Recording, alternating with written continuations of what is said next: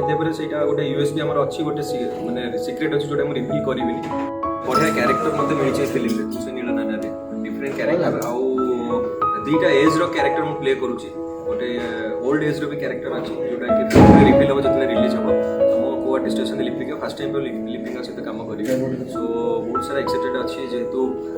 एते गुडे film declare होइतला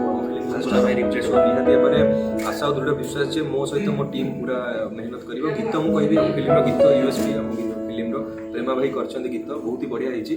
Tirupati सहित जेहतु आगुरी फिल्म करी एज डायरेक्टर हिसाब से सो बहुत ही आम दिज केमिस्ट्री बहुत भल अच्छी तिरुपति माइंड मैच करे निहाती भाव बहुत भल जेहेतु तू से नीलनयना ना शुणी आप जापे जे गोटे रोमांटिक टाइटल गोटे रोमांटिक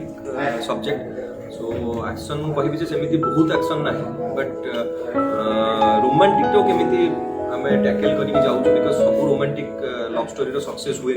बट जोटा सक्सेस हुए से दूर भल भाव में होता है कि नहीं से गोटे सारांश मुझे कहली गोटे यूएसपी सो निहाती भाव से गोटे यूएसपी आम अच्छी गोटे माने सिक्रेट अच्छी जोटा रिवील करी कौन पाई तू से नीलनयना टाइटल दिया भी जस्टिफाइड हम जो फिल्म रिलीज ऑडियंस कौन मैसेज देवे